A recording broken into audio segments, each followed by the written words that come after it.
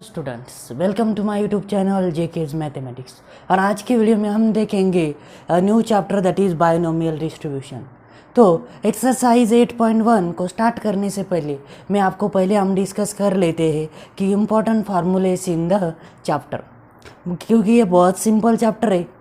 इसमें एक ही एक्सरसाइज है, तो फार्मूले भी बहुत कुछ नहीं, एक ही फार्मूला हम क्या करते हैं इसमें ध्यान में रखते हैं, जो होता है बायनोमियल डिस्ट्रीब्यूशन का।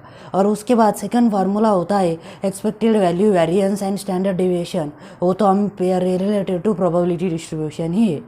तो चलो, तो बायनोमियल डिस्ट्रीब्यूशन समझने से पहले लेते हैं बायनोमियल ट्रायल। ये वेरी इंपॉर्टेंट है। तो बायनोमियल ट्रायल की दो कंडीशन होती है, आपको ध्यान में रखना है। तो first condition is the each trial.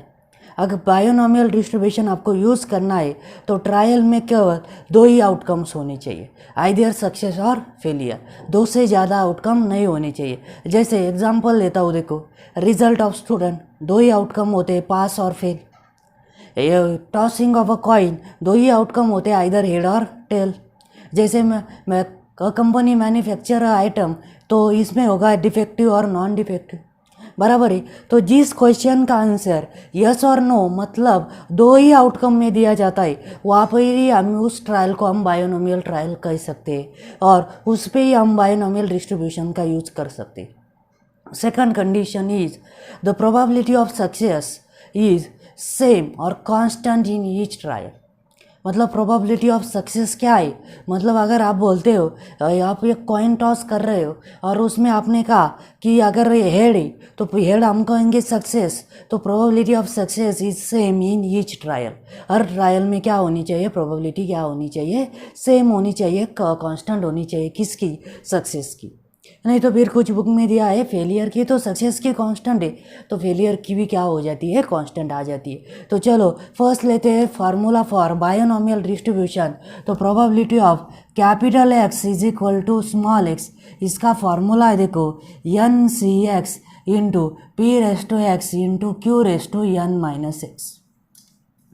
तो small x is the number of successes, small x को हम बोलेंगे is the number of successes. उसके बाद n is the number of trial, बराबर है, नंबर ऑफ ट्रायल। उसके बाद p is the probability of success,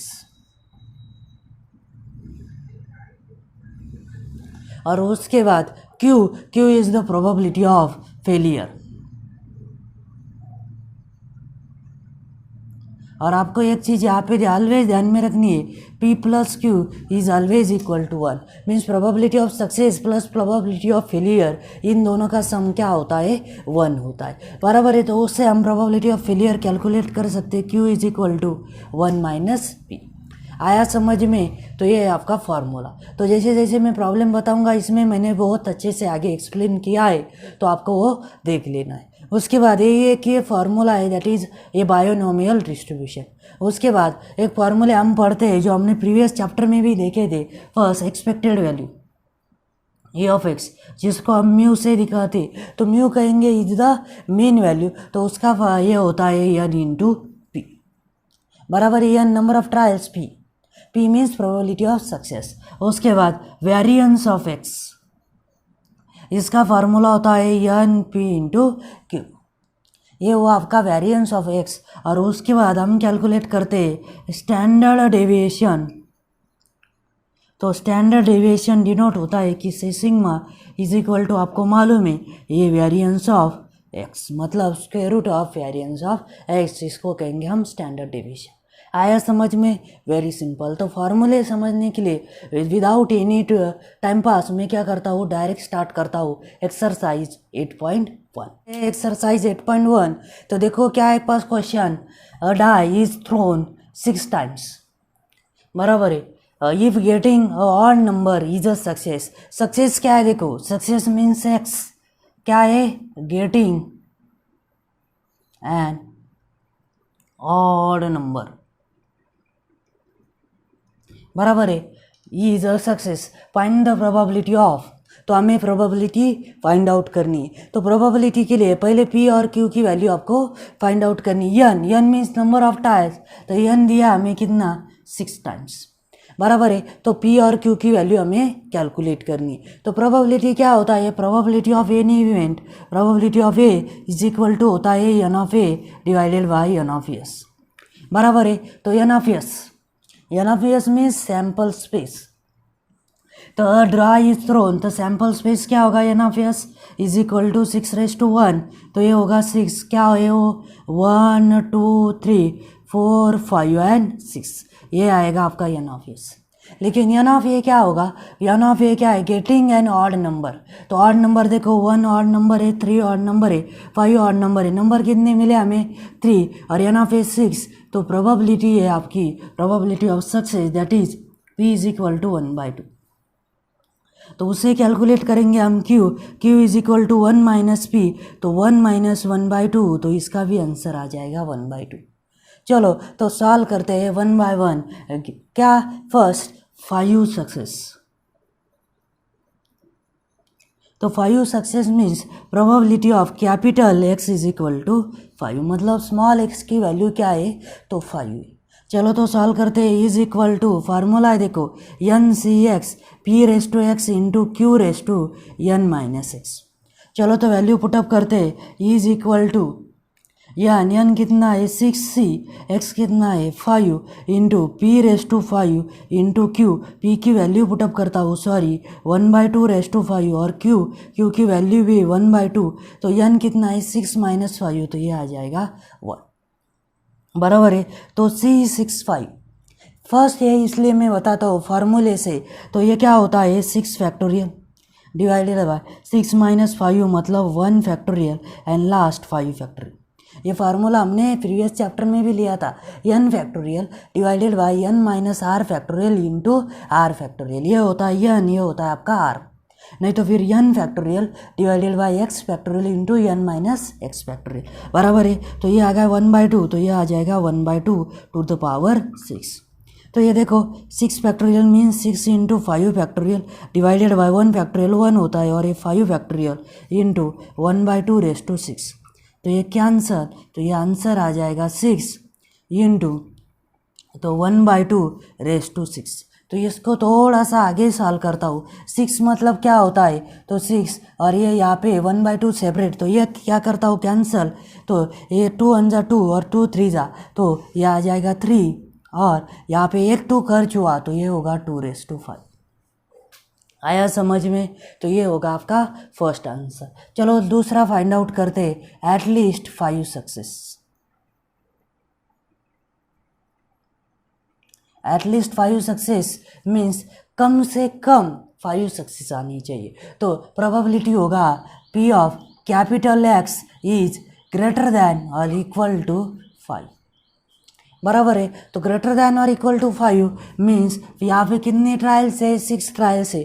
तो फर्स्ट क्या आएगा, probability of 5 plus probability of 6, बराबर है, is equal to probability of 5 हमने ऑलरेडी कैलकुलेट किया हुआ है, सिर्फ फार्मूले में पिटअप करने का। तो फार्मूला होता है देखो NCX बराबर n कितना है c, x कितना है 5, p means 1/2⁵ plus sorry into 1/2⁵1 plus ये होगा C6c और 1/2⁵6 इंटू 1/2⁶6 माइनस 6 क्या होगा 0। तो इसकी वैल्यू हमने ऑलरेडी कैलकुलेट की है, ये 3/2⁵5 प्लस C6 रे। तो आपको ध्यान में रखना है NCN की वैल्यू क्या होती है 1 होती है। तो नहीं तो फोर फार्मूले में पुटअप करके देखो आपको आंसर मिल जाएगा। और इंटू ये होगा क्या, ये तो 1 है और ये क्या होगा 1/2⁵6 हो। तो मैं क्या करता हूँ 1/2⁵5 कॉमन ले लेता हूँ। यहाँ पे 5 है, यहाँ पे 6 है, तो 5 कॉमन ले सकता हूँ। तो यहाँ पे बचेगा 3 और अंदर बचेगा 5 निकाल लिए, मतलब 1/2 बचेगा, बराबर है। तो यह आएगा 1/2⁵5 इंटू ये होगा 3 2 6 प्लस 1 तो 7/2। तो फाइनली वी गेट 7/2 ये 5 प्लस 1 ये होगा 2⁵6। ये आया आपका सेकंड आंसर। चलो तो फाइंड आउट करते हैं थर्ड क्या है, तो देखो 3 नंबर क्या है, at most 5 success.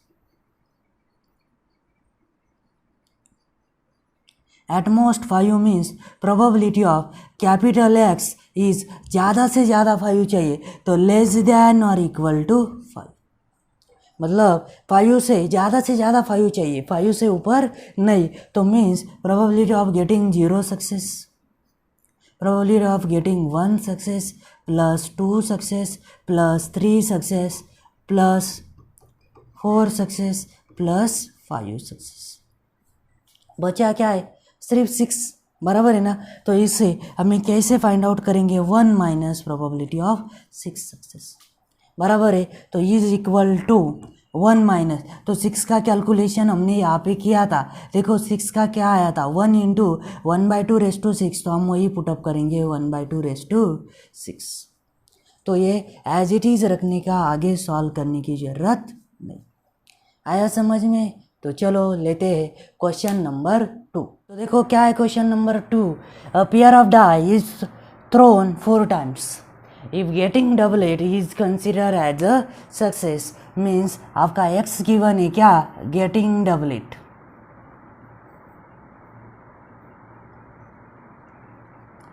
Is a consider as a success, तो find the probability of 2 successes, means probability of x is equal to 2 आपको कैलकुलेट करना है।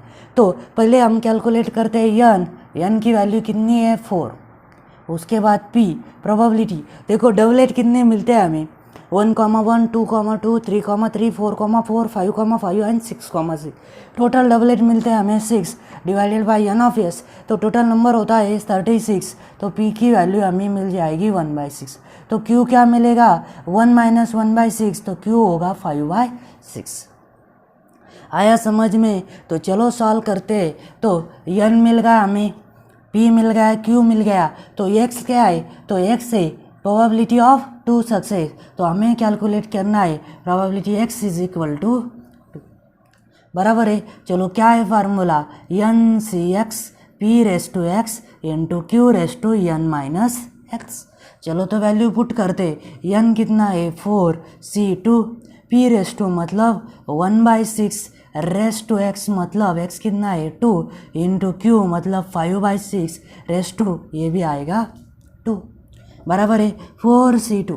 एक तो फार्मूले में वैल्यू पुटअप करो, 4 फैक्टोरियल देखो divided by 4 minus 2 factorial into 2 factorial, तो 4 फैक्टोरियल मीन्स 4 फैक्टोरियल 4 3 2, 1 लिखने की गरज नहीं, और 2 इंटू 2, तो ये 4 कैंसल, तो इसका आंसर आ जाएगा 6, ये भी करेक्ट है, लेकिन 2 है मतलब 2 नंबर पीछे जाने का, और डिवाइड बाई 2 ये उसका शॉर्टकट, और ये आएगा 1/6, तो ये 2 लिखता हूँ मैं, और डिवाइड बाई 2 4, तो 6 लिखूँगा 4, तो चलो तो 2 2 होगा 4, तो 2 3 6, देखो आंसर, तो एक 6 क्या हो जाएगा कम, तो आपका आंसर आएगा 5², तो एक कैंसिल हो जाएगा, ये हो जाएगा 6×, तो आपका आंसर आएगा 5² मतलब 25 डिवाइडेड बाय 216, ये आ जाएगा आपका आंसर।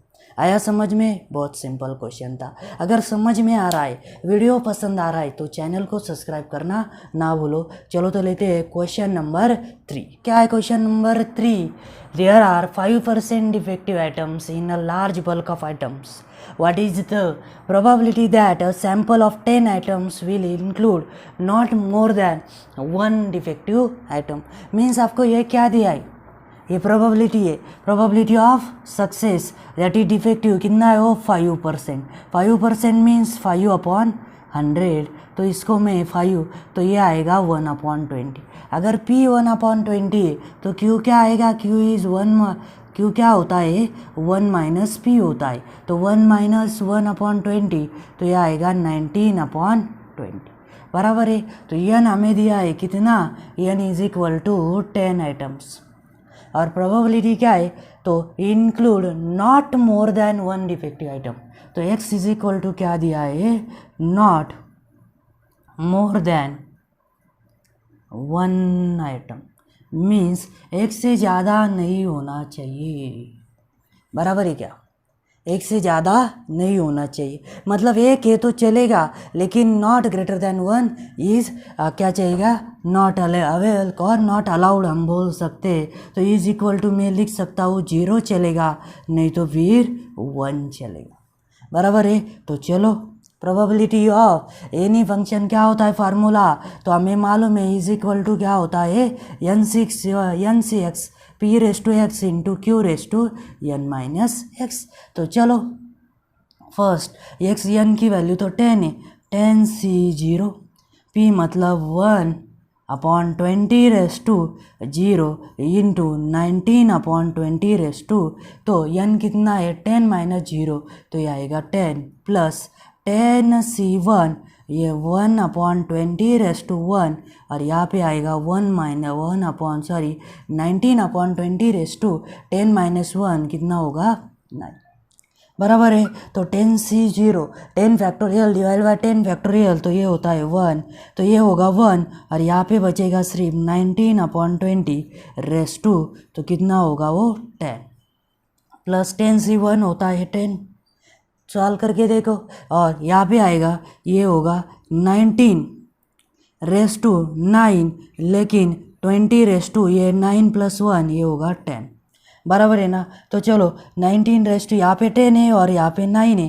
तो मैं क्या करता हूँ 19 रेस टू 9 और 20 रेस टू 10 कॉमन ले लेता हूँ, बराबर है। तो इसमें से 10 थे तो एक ही बचा है, तो यहाँ पे बचेगा 19 प्लस, और यहाँ पे सब ले लिया तो यहाँ पे बचेगा 10, बराबर है कि नहीं। तो 19 raise to 9 plus 20 raise to 10, और ये हो जाएगा आपका 29, तो फाइनल आंसर आएगा 29 in bracket 19 raise to 9 divided by 20 raise to 10, तो आगे सॉल्व करने की ज़रूरत नहीं होती, बराबर है। चलो तो सॉल्व करते हैं question number 4।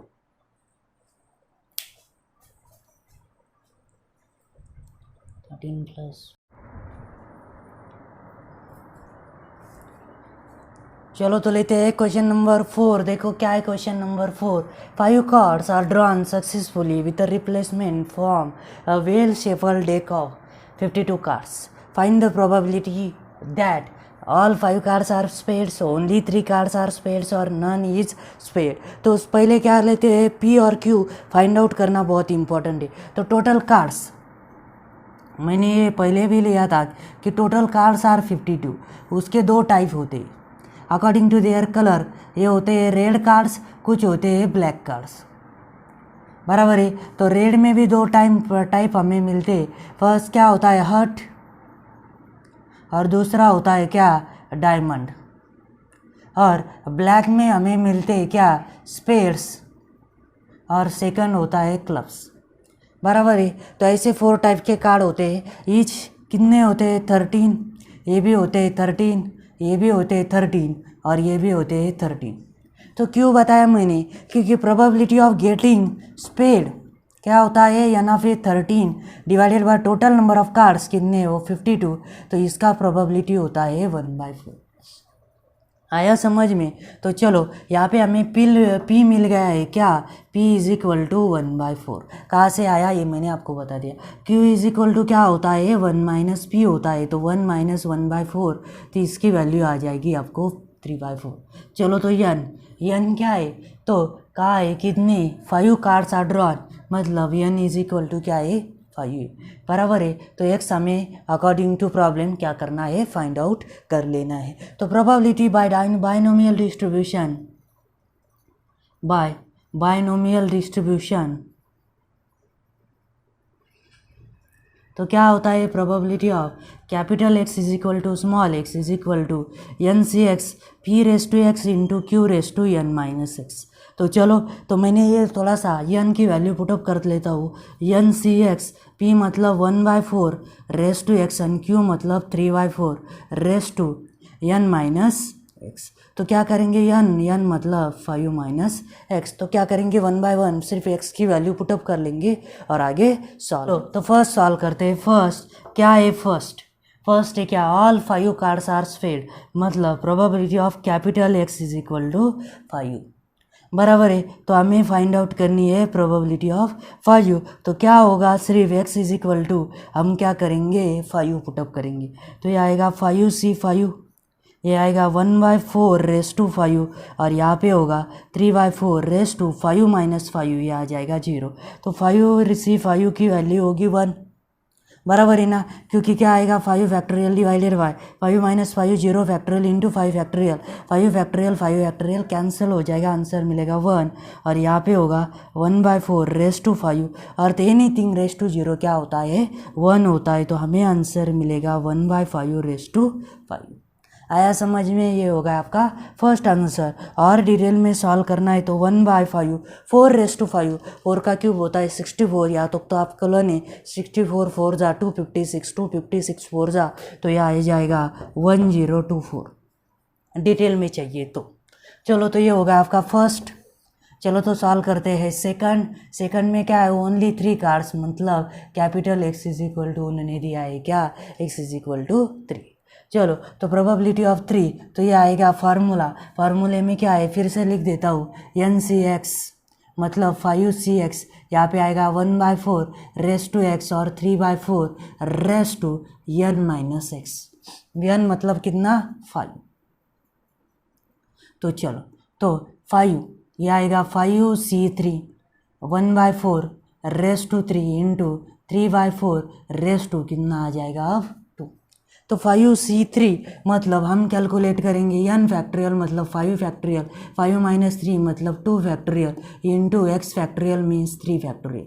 5 factorial means 5 4 into 3 factorial, 2 factorial का वैल्यू होता है 2 और ये आएगा 3 कैंसल 2 2 जा, तो इसका वैल्यू होगा 10 इंटू यहाँ पे देखो 3 स्क्वायर आएगा और डिवाइडेड बाय 4 3 + 2 कितना हो जाएगा 5 हो जाएगा, बराबर है। चलो तो आगे क्या होगा 3 स्क्वायर होता है 9 10 इंटू ये आएगा 9 और 4 अभी कैलकुलेट किया कितना होता है 1024, तो 2 से डिवाइड किया तो ये आ जाएगा 5 और ये 512, तो 5 9 आपका आंसर आ जाएगा 45 डिवाइडेड बाय 512। शायद टेक्स्ट बुक में रॉन्ग आंसर गिवन है, ये आपका करेक्ट आंसर है। चलो तो सॉल्व करते हैं थर्ड क्या है probability of none is spread means capital X is equal to 0, बराबर है। तो जो फार्मूला था उसमें x इज इक्वल टू हम क्या करेंगे 0 पुट करेंगे, तो क्या आएगा